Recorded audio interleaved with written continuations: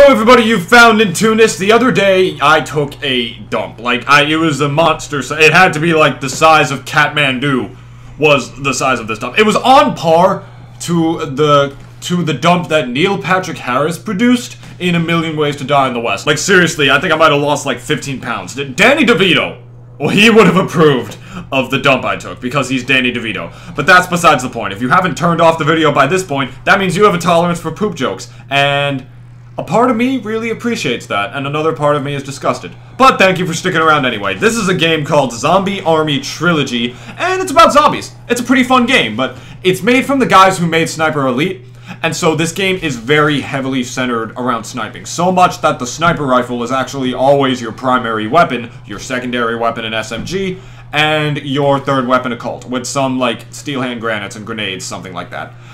This is footage of me playing the Horde mode, and if you haven't already seen since it's from Sniper Elite, there's like an X-ray mechanic built into this game, where if you're at a certain, like, set amount of distance away from the zombie, it'll show, like, a slow-motion clip of the bullet, like, flying out of your gun and stuff, and going through the zombie, and it'll be, like, all X-ray and stuff, showing, like, the zombie skeleton, and the bullet going through the zombie skeleton. Which is very, like, Mortal Kombat-esque, which is pretty cool. I'm very much looking forward to Mortal Kombat X anyway. This game was recommended to me by Negaman. He gave it to me, actually. Oftentimes, I mean, you'll find in the one-off videos I do, like, you know, Rats Instagib, that kind of stuff, Unturned, I never really bought those games. He usually gets them off of, like, Humble Bundle or something, and he gives me a copy. Like, if there's, like, a co-op game that he wants to play with me, that's often what he'll do.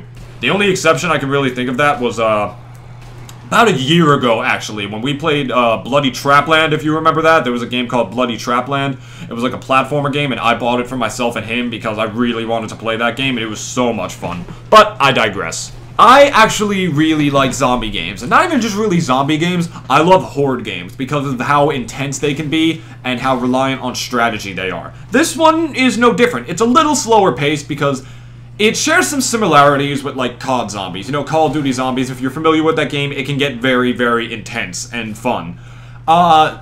This game is sort of like that, but it's a little slower paced because it's more heavily focused on sniping, which requires you to stand still, obviously, and shoot the zombies from a distance. The zombies are also much slower, but it can still get pretty hard because there's so many of them and they can overwhelm you to a certain point where you kind of got to be like a football player and, like, bob and weave, split the defense, that kind of thing, and that's another similarity it shares with CoD Zombies. It's very similar to Call of Duty Zombies, and the reason I bring Call of Duty Zombies up so much is because when I was a kid, I played that game all the time. I was super into it. I got way into the story and everything. I was actually in the clan scene at one point. I was actually in, like, a CoD Zombie clan scene at one point with a couple of people I used to be friends with. I mean, there's a whole story behind that, but that's for another time. This game was described to me by Negaman as, like, you know, CoD Zombies in a Left 4 Dead style. It's basically, this game is pretty, and I agree with him on that. It's basically like CoD Zombies and Left 4 Dead had a baby. I mean, this is footage of the Horde mode, because I was playing by myself and I didn't want to really do a campaign or anything. There's the campaign mode as well, in which you go through level by level, safe house to safe house, fighting through the hordes of zombies along the way, like, what is it? Like, getting more ammo for your guns and stuff. It's basically Left 4 Dead with a Nazi zombie theme. Again, another huge similarity to CoD Zombies. It's a little ridiculous, the similarities it has to CoD Zombies at some point, but I'm not saying it's the same game, because it's not. But hey, even if it was, I would have liked it, because CoD Zombies I could easily still rank among, like, one of my favorite games, like, of all time. Not Call of Duty, but just Call of Duty Zombies, because that game is just too much fun, especially if you're playing with friends, which is what you're also supposed to do with this game. The more friends you have playing it with you, the more zombies there are, thus doubling the intensity and the need for cooperation. So this could be a great game to, just to play with your friends and to learn who they are in that kind of scenario. Like, really, bro? Really? This is what you do to me? If there were a bunch of zombies around here, you'd throw a grenade in my general direction when I'm surrounded and then you'd run away? Oh, thanks, bro. Thanks. Real good testament to our friendship, dick.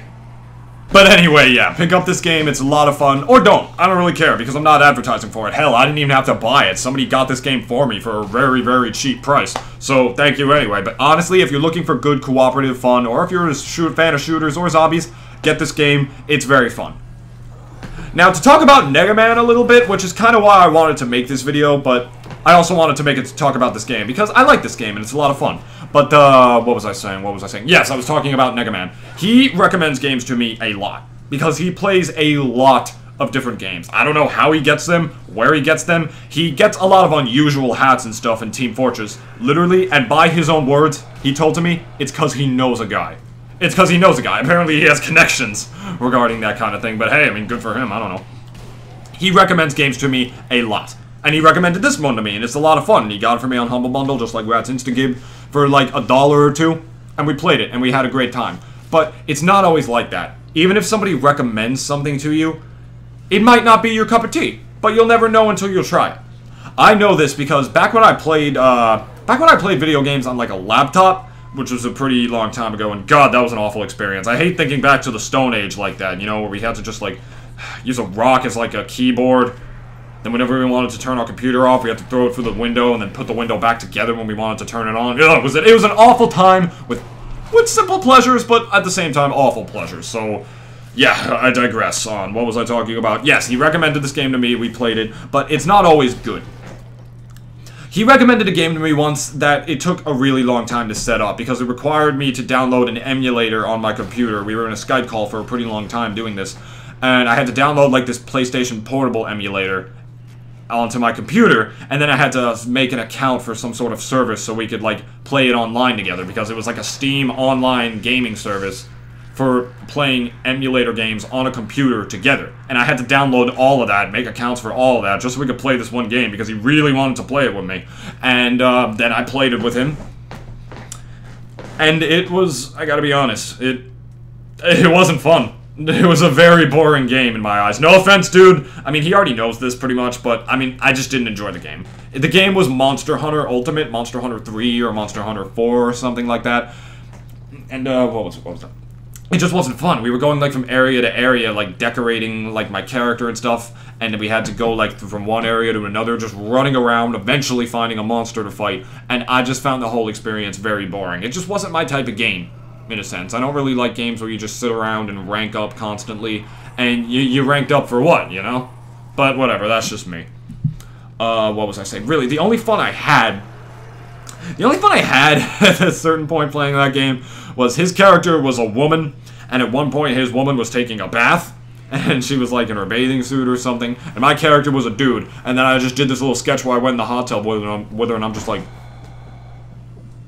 Hey babe, what's going on? How you doing? How you doing? To which he replied, classic Nintoonist, and that was the most fun I had throughout my entire time playing that game.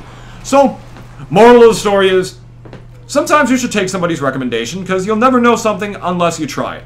Just have some common sense. Don't do something if you know it's dangerous. Monster Hunter? Not fun. Zombie Army Trilogy? Fun. But that's just me. The gameplay you're seeing is not even the best. Like, the highest I've been to so far, in the short time that I've owned this game, is about, like, wave 7, I believe. And I only got to wave 4, and I wound up killing myself, like, with a grenade or something at a certain point. No, I shot, like, a pipe or something, but whatever. Not that that matters. Because, like, I was playing this during the day, as I'm recording this, as a matter of fact, and it's just so bright in my room that I can't even see the screen because it's too dark. It reminds me of when I was attempting 1020 mode in Five Nights at Freddy's 2, I had to wind up always attempting it at night. And I often didn't have free time because I was doing homework and stuff, and I had to do it at night with the screen brightness on my computer all the way up, because if there was an animatronic in one of the vents at the sides of, like, the office, I couldn't see it, and they always killed me. And it wasn't because of the game. Like, there was no disadvantage to, like, for me because of the game or anything. I just couldn't see it because it was too bright in my room and my screen was too dark, even with the brightness turned all the way up. So, I guess the moral of that story is that it's easier to play games at night. Life lessons from Nintoonist, alright? It's easier to play games at night. There you go, I guess that's the point of this video. I just wanted to make a video about this game. Don't know why, but I did. There's another one on the way very soon, though, because I recorded the first time me and Negaman played this game together, and we had a lot of laughs. It was tons of fun, so that video will be going up soon. And one more announcement before I go. Next Saturday, there will not be a video on the channel. I apologize, but there will not be. I like to keep my consistency. But this Saturday, there will be a video. Next Saturday, there won't be, because I will be out of the country at that time. I'm going to Spain with my family, even though I really, really, really don't want to, because I'm scared of flying, and I don't want to go to Spain. I don't really care for it. But that's a whole ordeal. I don't want to start talking about that, because I want to finish the video now. Thank you so much for watching. Like and subscribe if you did, in fact, enjoy it, and I will see you next time.